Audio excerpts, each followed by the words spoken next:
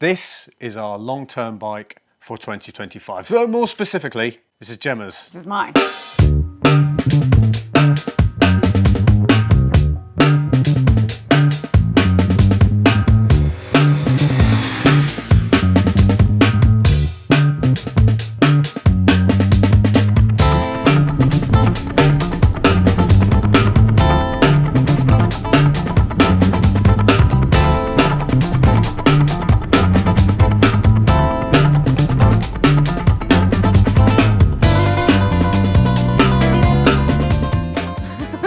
Longtermer for 2025. Now, we had a Suzuki last year, didn't you? You had the 8S. 8S, How yeah. good was that? Banging. I loved it.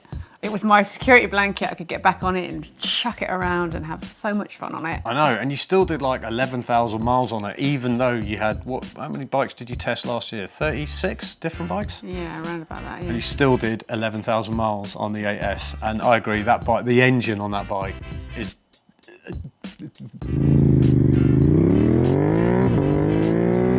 delightful. It's one of the best engines ever, in my opinion. I loved it. Got on it, chucked it about. It was just easy to do everything. It was. We've gone Suzuki again this year too, and you've gone up again. Now you do actually have, for those who haven't maybe seen some of our stuff on other channels, Gemma has a little bit of history with the GSX-S1000, don't you? Yes. It was actually my very, very, very first big bike. It wasn't meant to be my very first big bike, but we picked it up alongside with a V-Strom 650, and I was a bit nervous.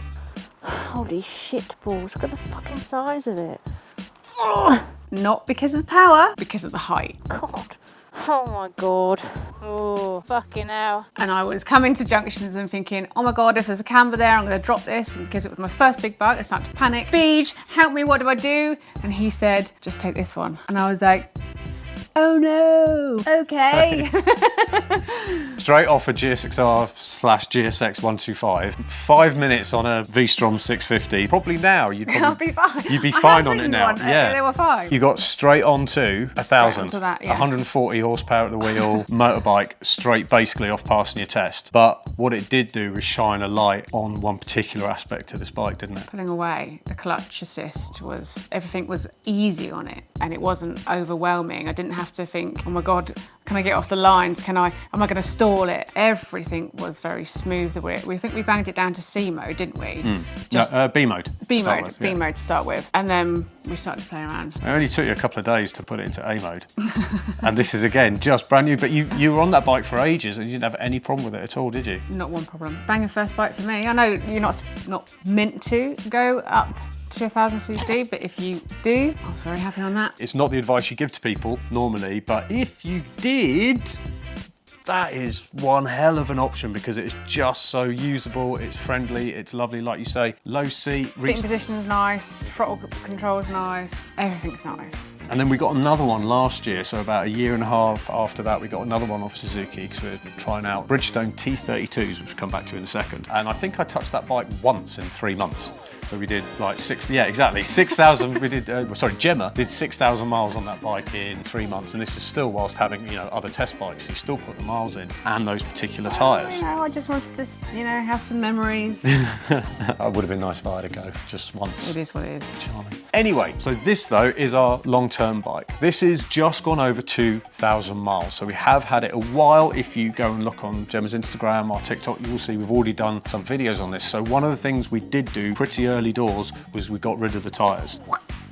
The standard OE Dunlop Road Sport 2 shitefulness of hatefulness is out the door, gone. Ghastly things. The reason we did on the previous GSX-S1000 with the T32s is we fitted a pair of T33s on this. This is the latest Bridgestone Sport Touring tyre. And so far we've done over 2,000 miles, 4 days on track.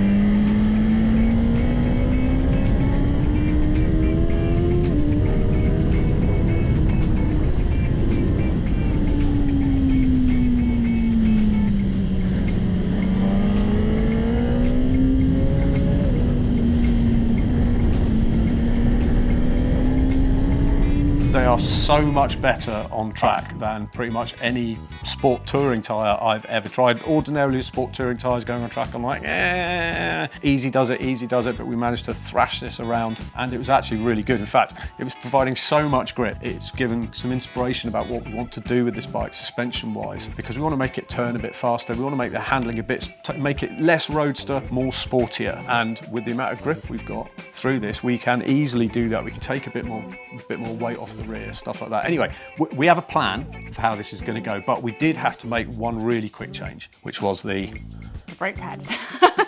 Yeah, I went out, we fitted these tyres, I rode home and I thought I want to scrub these in properly. So literally popped up to Castle Combe, did 4 or 5 laps around Castle Combe just to scrub the tyres in. But whilst that happened, I also pretty sure I glazed the pads because the brakes went from being pretty good to awful. And they were. Yeah, I took it on at Donington and for the first time I felt it was a bit, I don't like that feeling, was at Castle Combe.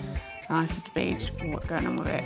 And he was like, Yeah, kind of glazed the pads a little bit. So what was happening was you'd start to brake and you could feel the pads not getting proper purchase. Yeah. And then the ABS would go, something's going on. And so you were barely braking hard and the ABS, you can already feel it trying to pulse in at the lever. Performance Parts Limited came to our rescue. And they sent us some Galfer pads. I'll put some details up here.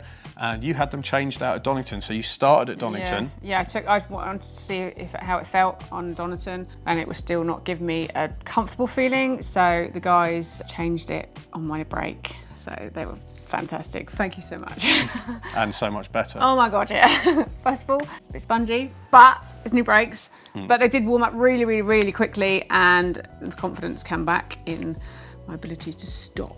Yeah, I mean, look, the OE pads, they are OE. OE stuff is generally cheaper. I don't know why. I mean, they weren't horrendous, but for the feel, for me, it just wasn't giving me a good feedback whilst I squeezed that brake. No, it wasn't nice, because I did actually take it out around Combe again and was getting exactly the same thing. You just didn't feel like you could brake too hard, because if you broke too hard, the ABS would just cut into way too late. I asked, to just take a look at my brakes, and they said they still had quite a lot of chunk left in them. Yeah. But I was still like, no. And then I spoke to you, and I was like, no, they're. Yeah, it wasn't that. It was the fact the surface had been superheated or something. Whatever had happened to them, they were shot basically already, even though they were brand new. But it doesn't matter. Galfer pads are in. Massive thanks to Performance Parts for that. We'll talk more about them at a later date as well. But we have plenty of plans for this bike. There's going to be exhaust, there's going to be suspension, there's going to be mucking about on it, doing fun stuff on it. Possibly a wrap. Possibly a wrap. Possibly a wrap. It is your Longtermer. Yeah. Stick with us on our GSX-S1000 adventure.